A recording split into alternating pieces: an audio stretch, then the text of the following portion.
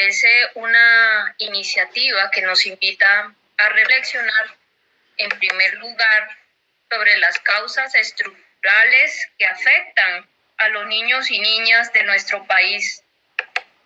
Yo quiero, en primer lugar, a la bancada de la paz del Consejo y también a la administración distrital, que se ha propuesto que Bogotá sea la capital de la paz y la reconciliación. Llamar la atención sobre el continuo de violencias que tienen que soportar los niños y niñas indígenas de nuestro país. Yo sé que todos los niños merecen una especial atención, pero en el caso de los niños y niñas indígenas, realmente pues hay unas múltiples discriminaciones que les afectan. Entonces, miremos los índices de mortalidad infantil, los índices de desnutrición crónica, la segregación socioespacial en nuestra ciudad. Estamos en la ciudad más desigual. ¿Dónde están los niños y niñas indígenas? Engrosando los cordones de miseria de nuestra ciudad, después de haber sido desplazados de sus territorios. Muchas veces, en vez de recibir la protección del Estado, el ente territorial, encuentran es el SMAT, que los persigue. Ahí están en tercer milenio los niños y niñas en Vera. Sin embargo, pues queremos invitar de verdad que coloquemos una oportunidad para los niños. Concejal Celio Nieves, de acuerdo con usted, tuvimos la oportunidad de ser concejales en ese momento del polo y dejar la política pública para los grupos étnicos, pero no era solamente un acuerdo formal. Trabajamos en los jardines infantiles, con usted recorrimos Usme, recorrimos Ciudad Bolívar, Suba. Eso significó un importante presupuesto para que los niños y niñas indígenas tuvieran un enfoque diferencial en nuestra ciudad. Es la primera política pública en toda América Latina que habla de una pedagogía intercultural. En términos pedagógicos, incluso es una innovación.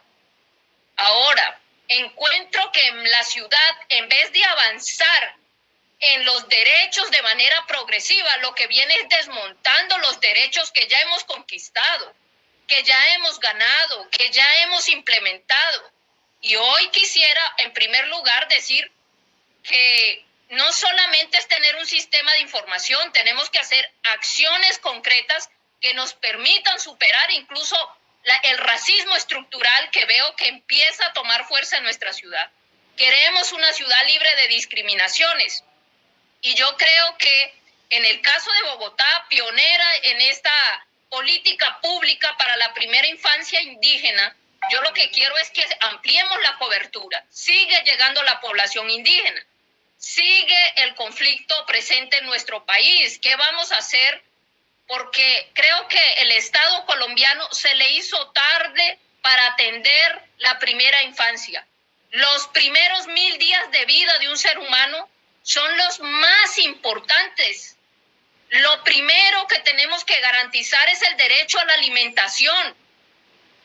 Si en esos 1000 primeros días de vida un ser humano no tiene las condiciones nutricionales para que se le termine de formar el cerebro, ¿de qué ciudad inteligente estamos hablando? Y sin embargo se cerraron 5 jardines infantiles en Ciudad Bolívar. Las madres trabajadoras ni siquiera tienen derecho a lactar a sus hijos. Una política humana significaría que las trabajadoras de nuestro país por lo menos 6 meses pudieran lactar a sus hijos, pero el sistema económico no lo permite. ¿Qué podemos esperar de un sistema que violenta la vida desde su nacimiento? La primera vacuna que necesitamos es el amor de nuestra madre. Esto influye en el sistema inmunológico. Esto es lo que ha demostrado el aporte más importante de la medicina colombiana, y es que el abrazo, la leche materna, el calor de nuestra madre es irreemplazable. Y esto tiene que ver con un tema de salud pública. Si queremos niños sanos, si queremos niños inteligentes, pues tenemos que garantizar el derecho a la alimentación. Bogotá sin hambre fue un buen esfuerzo por colocar en el centro de la dignidad humana el derecho a la alimentación.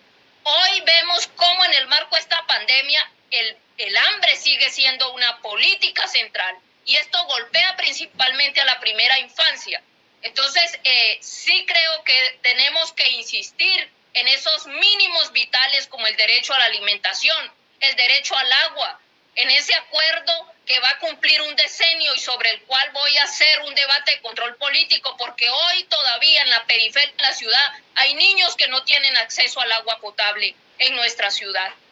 Y creo que debemos ahondar en estos esfuerzos de tomar decisiones estructurales para proteger nuestros niños y de garantizarle a las familias y a las trabajadoras de nuestra ciudad unas condiciones para que sus hijos no tengan que ir a rebuscarse la vida a los diferentes espacios. Entonces yo creo que esto tiene que ver con la política social de nuestra ciudad, con pasar de estas acciones transformativas a unas acciones mucho más allá de simplemente unas medidas asistenciales.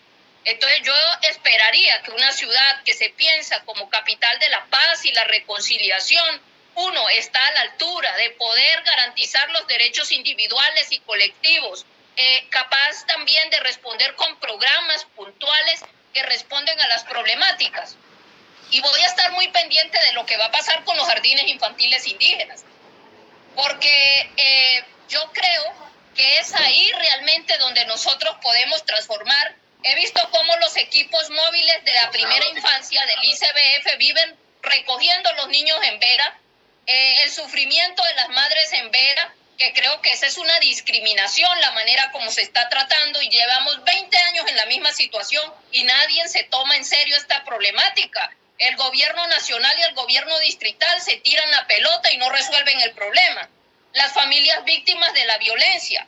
Y entonces estas políticas públicas de enfoque diferencial no es un discurso político. Las trabajamos con la gente, las implementamos en el distrito y hoy queremos que avancemos en ella. Entonces yo anuncio mi voto positivo, pero quiero decir que a la par espero ver en el presupuesto el compromiso real de seguir garantizando los derechos fundamentales de nuestra primera infancia en la capital, en especial la niñez que ha sido víctima del conflicto armado, víctima de este modelo económico profundamente segregacionista, racista, excluyente, y por supuesto todos los esfuerzos que tengamos que hacer a favor de nuestra niñez. Creo que el Consejo de Bogotá debe enviar un mensaje claro y contundente. Muchas gracias, señor presidente.